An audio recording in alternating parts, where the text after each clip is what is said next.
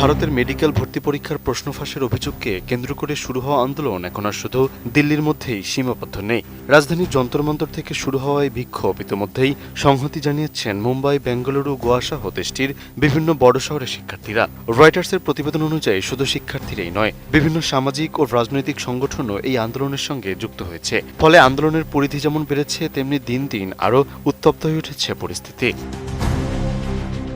এমন পরিস্থিতির মধ্যে বিজেপির নেতৃত্বাধীন এনডির সংসদীয় দলের বৈঠকে বিষয়টি নিয়ে প্রকাশ্যে বক্তব্য দেন প্রধানমন্ত্রী নরেন্দ্র মোদী। ভারতীয় সংবাদ সংস্থা ANI এর তথ্য অনুযায়ী প্রশ্ন ফাঁসের খবর প্রকাশের পরই সরকার দ্রুত আর সেই তদন্তের অংশ হিসেবে ইতিমধ্যে 13 জনকে গ্রেপ্তার করা হয়েছে বলে জানান প্রধানমন্ত্রী। পাশাপাশি শিক্ষার্থীদের ভবিষ্যৎ যাতে কোনোভাবেই ক্ষতিগ্রস্ত না হয় সে বিষয়টিকে সর্বোচ্চ গুরুত্ব দেওয়া হয়েছে। এজন্য দ্রুতই পুনঃপরীক্ষা আয়োজন করা হয় এবং কোনো বিলম্ব ছাড়াই ফল প্রকাশের ব্যবস্থা সম্পন্ন করা হয়েছে বলে জানান তিনি।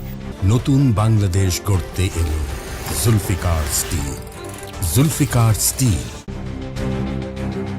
প্রধানমন্ত্রীর বক্তব্যে আরও বলা হয়, প্রশ্ন ফাঁসের সঙ্গে জড়িতদের বিরুদ্ধে এমন কঠোর ব্যবস্থা নেওয়া হবে যাতে ভবিষ্যতে কেউ এ ধরনের অপরাধ করতে সাহস না পায়। তিনি আরও বলেন, একটি নিরাপদ, স্বচ্ছ ও নির্ভুল পরীক্ষা ব্যবস্থা গড়ে তোলা শুধু সরকারের একার দায়িত্ব নয়, এটি পুরো দেশের একটি সম্মিলিত দায়িত্ব।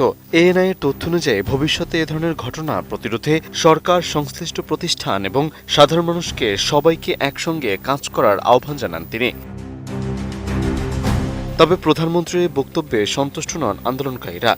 দেশটির ইংরেজি দৈনিক দ্য হিন্দুর প্রতিবেদন অনুযায়ী আন্দোলনরত সাধারণ শিক্ষার্থী এবং ককরোচ জনতা পার্টির দাবি শুধু কয়েকজনকে গ্রেপ্তার করলেই এই গভীর সংকটের স্থায়ী সমাধান হবে না, বরং পুরো প্রশ্ন ফাঁসের বন্ধ করতে হবে এবং এর সঙ্গে জড়িত সবাইকে আইনের আওতায় আনতে হবে। একই সঙ্গে শিক্ষামন্ত্রী ধর্মেন্দ্র প্রধানের পদত্যাগের দাবিতেও তারা অনড় রয়েছেন।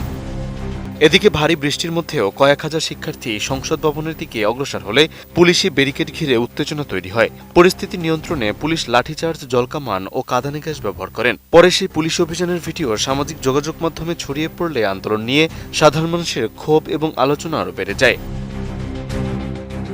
এদিকে শিক্ষার্থীদের আন্দোলনের প্রতি সংহতি জানিয়ে অনশনে বসা সমাজকর্মী সোনাম ওয়াংচুককে জোরপূর্বক হাসপাতালে ভর্তি করার ঘটনাটি বিতর্কের আগুন আরও উস্কে দিয়েছে। ভারতীয় সংবাদ মাধ্যম এনডিটিভির প্রতিবেদন অনুযায়ী হাসপাতাল থেকে এই আন্দোলনের পাশে থাকার ঘোষণা দিয়েছেন তিনি।